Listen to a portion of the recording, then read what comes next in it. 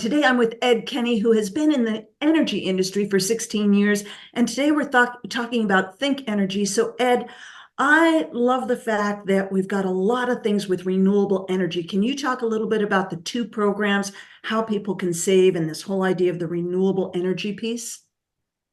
Absolutely. So, many years ago, the federal government said that utility companies were a monopoly. Monopolies are illegal in our country. And what they did was they kicked it back to the states and said, it's up to you guys. We're saying it's a monopoly. You can do whatever you want. Some states took on deregulation and said, we want to deregulate our markets.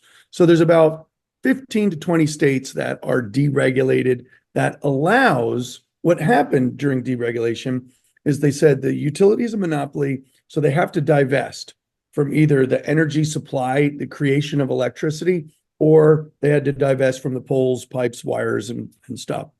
Well, obviously, the utilities had invested a lot of money in the wires, pipes, and poles, so they decided to keep that part and divest from the supply portion, which then opened up a huge business in entrepreneurialism of creating electricity supply. So you got your typical stuff that we've been doing for years: oil, natural gas, coal, all the dirty stuff. Now, one of the benefits of this initiative of innovation and deregulation is that new things can start to prosper, new opportunities like solar, wind, hydro.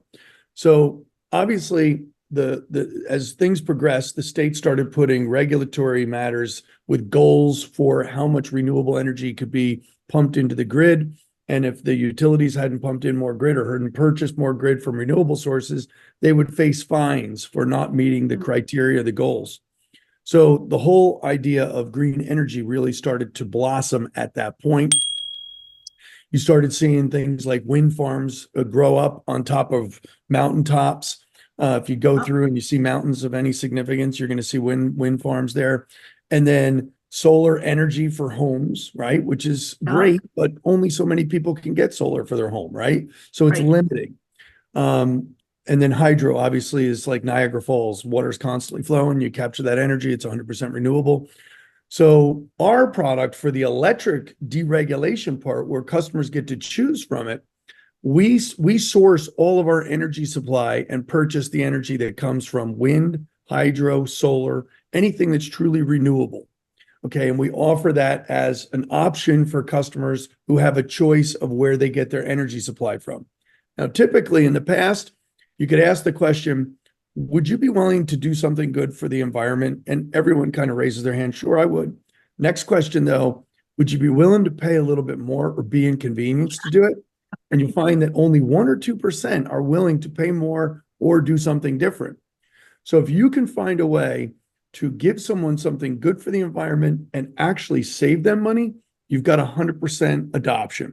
And that's what we've done at Think Energy. We've created an amazing product that doesn't have any cancellation fees. So one of the big things in deregulated energy is you get the benefit of securing a longer term rate, like a fixed rate, so you can budget yourself nicely. And if energy prices ever fluctuate or go down, you have the right to leave at any time without any cancellation fee. But what we're providing to you and our customers is that green energy at a discount to what they're getting, giving them price stability with longer term contracts, anywhere from 1 year to 36 months. Like I said, again, no cancellation fees. So we've really kind of got the best of both worlds, saving customers money, going green. And with our company, we always say it, the more successful our company is, the more we did that's good for the environment, for consumers nationwide. And the other thing I love about this is with the electric piece, people aren't changing their electric bill. They don't have to go through all kinds of hoops. It is so simple to sign up. And all they see is a line item difference on their bill that's lower, right? That's it. It's literally, and we even, right, so it's that easy. Back in 2009, 10, it was cumbersome because you would have two bills and it was crazy. But it's evolved so much since then. The adoption is incredible because it is literally a 3-minute on a computer.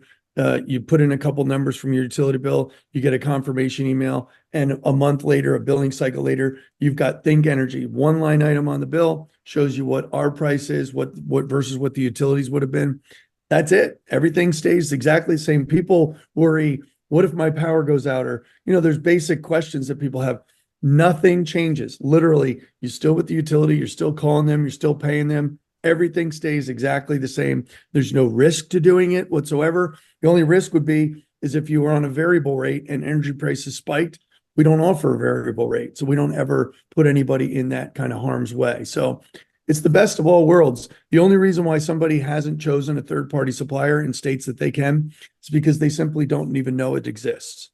Yeah, and they don't know how to access it. So this is absolutely like it's a no-brainer to me because it's a no-lose situation. You can only win with this, right? Correct. Yep. And then we have this really cool program, which is community solar, which is obviously also 100% renewable. So can you talk a bit more about that? Yeah, so community solar is really close to me because I started the program here in Maryland back in 2016. I was asked by the governor to be on a select committee to start it and a pilot program to see how it would all function, how operationally we could handle it. And we started this pilot program in 2016 and it started to blossom. And then it became law in 2023. But it's not just Maryland. There's about 15 other states that have adopted community solar. And really what it is, it's the state's way of saying, really only the people that can get solar on their house are benefiting from truly renewable energy that's self-created. And how many people can actually get solar affixed to their roofs? First of all, you've eliminated all the renters. They can't do it. You've eliminated a lot of condos and townhouse type things. You've eliminated a lot of people. And then you got the financial thing, that the commitment for putting solar on your house. A lot of people can't get that, or shading issues with trees. There's a myriad of different reasons why people can't get solar. So the state said, let's create a program where everyone can benefit from community solar, renewable energy that's built typically in agricultural land. So they've allowed agricultural land to be leased out to developers to build big farms. Talking about thousands of solar panels in one consolidated place in a utility footprint. And anybody who wants to participate and support the farm, they can go on their computer, take 5 minutes, and get the benefit of renewable energy and solar energy without having it on your roof. Now, the states and the federal government give subsidies to the developers. Okay, typically 30% federal subsidy, typically 10%. So if your farm, the developer pays $10 million for a farm, they're going to get about $4 million back in rebates from the federal and state governments. In order to get that rebate, they have to provide a discount for the energy that the consumers get for being on the farm. That's how it works.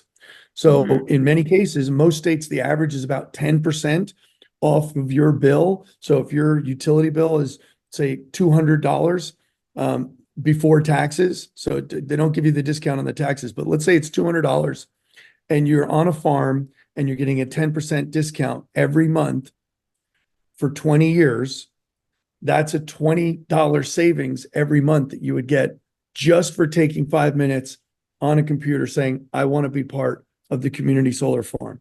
It's a genius program.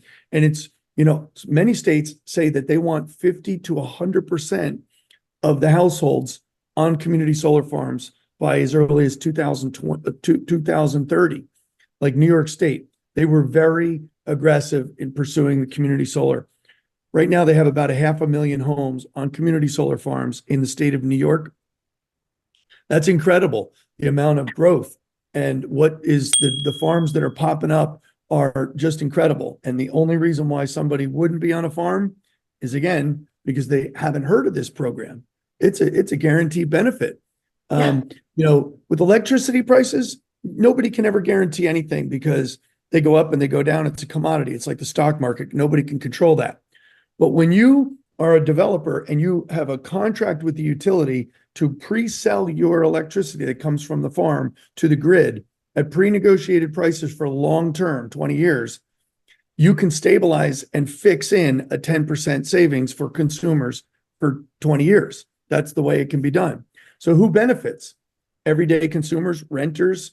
A lot of states have programs where if you're low to moderate income, where you qualify for any state benefit, you're actually going to get an increased savings. Like in my state of Maryland, it's 10% for everybody.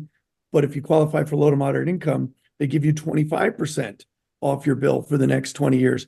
You only have to qualify one time to get that. So it's really helping out the ratepayers of the state, the consumers of the state.